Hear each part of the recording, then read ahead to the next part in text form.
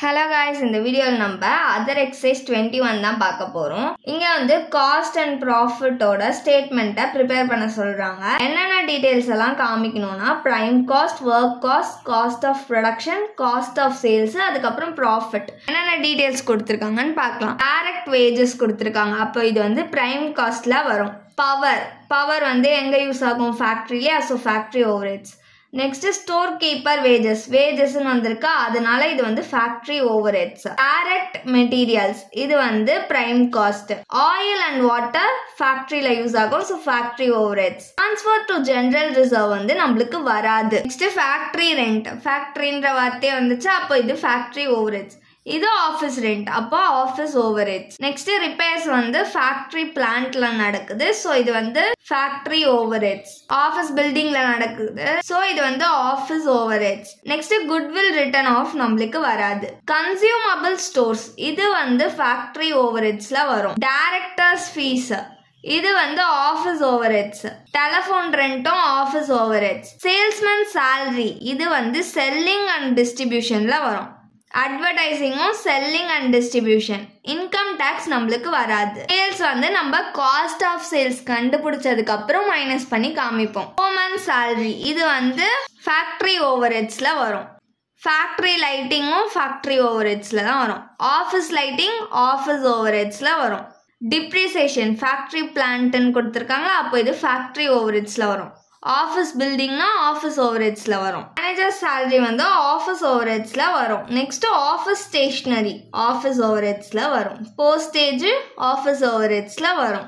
Travelling expenses இது வந்து goods எடுத்துட்டு போறது, அப்போ வந்து இது செல்லிங் அண்ட் டிஸ்ட்ரிபியூஷன்ல வரும். வேர் ஹவுஸ் ரெண்ட் இதுவும் செல்லிங் அண்ட் டிஸ்ட்ரிபியூஷன்ல வரும். ஏன்னா செல் பண்றதுக்காக தானே வேர் ஹவுஸ் ரெண்ட் தரும், அதனால அது வந்து செல்லிங் அண்ட் டிஸ்ட்ரிபியூஷன்ல வரும். டிவிடெண்ட் பெய்டு வந்து எடுத்துக்க கூடாது.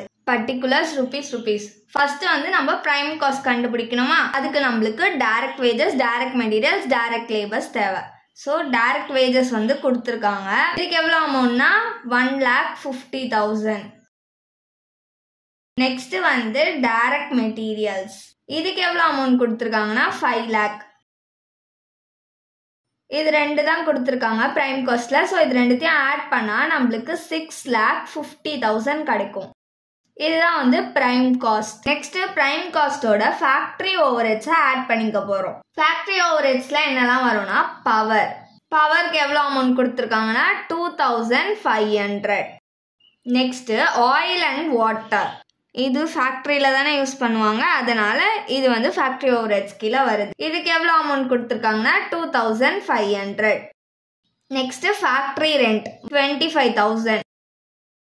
Next repairs on factory plant இதுக்கு எவ்வளோ அமௌண்ட் கொடுத்துருக்காங்கன்னா 17,500 rupees. நெக்ஸ்ட் ஃபேக்டரி லைட்டிங் இதுக்கு எவ்வளோ அமௌண்ட் கொடுத்துருக்காங்கன்னா 7,500 rupees. நெக்ஸ்ட் வந்து டிப்ரிசியேஷன் ஆன் ஃபேக்டரி பிளான்ட் இதுக்கு எவ்வளோ அமௌண்ட் கொடுத்துருக்காங்கன்னா 2,500. நெக்ஸ்ட் வந்து ஸ்டோர் கீப்பர்ஸ் வேஜஸ்ன்னு வந்தாலே வந்து ஃபேக்டரி ஓவர்ஹெட்ஸ்ல தான் வரும். இதுக்கு எவ்வளோ அமௌண்ட் கொடுத்துருக்காங்கன்னா 5,000.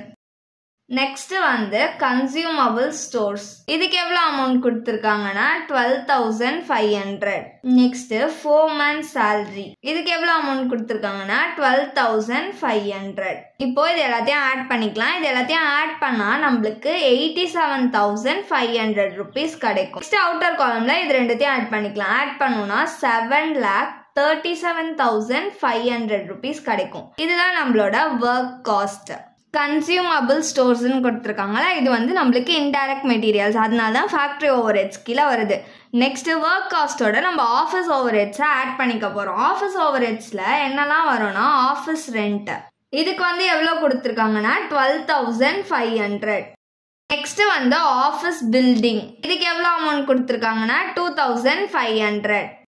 நெக்ஸ்ட் டைரக்டர்ஸ் ஃபீஸ் இதுக்கு எவ்வளோ அமௌண்ட் கொடுத்துருக்காங்கன்னா 6,250 rupees. நெக்ஸ்ட் டெலிஃபோன் ரெண்ட் இதுக்கு வந்து 625 rupees கொடுத்துருக்காங்க. நெக்ஸ்ட் ஆஃபீஸ் லைட்டிங் இதுக்கு எவ்வளோ அமௌண்ட் கொடுத்துருக்காங்கன்னா 2,500 rupees.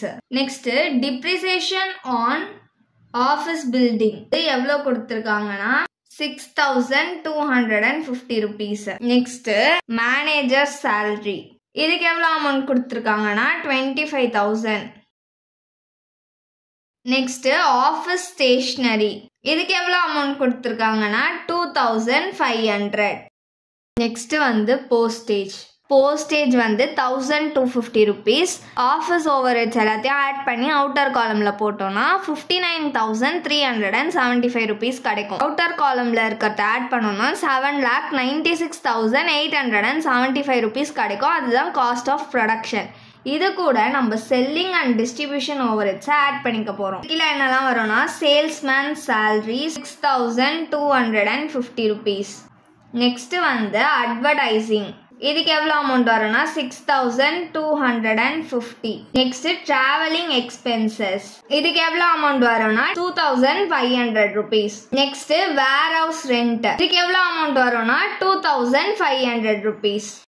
இது எல்லாத்தையும் ஆட் பண்ணிக்கலாம். ஆட் பண்ணோம்னா நம்மளுக்கு 17,500 rupees கிடைக்கும். நெக்ஸ்ட் அவுட்டர் காலம்ல ஆட் பண்ணிக்கலாம். இது ரெண்டுத்தையும் ஆட் பண்ணா 8,14,375 rupees கிடைக்கும். இதுதான் வந்து காஸ்ட் ஆஃப் சேல்ஸ். இது கூட நம்ம சேல்ஸை மைனஸ் பண்ணணும். சேல்ஸ் எவ்வளோ கொடுத்துருக்காங்கன்னா 9,47,500 rupees கொடுத்துருக்காங்க.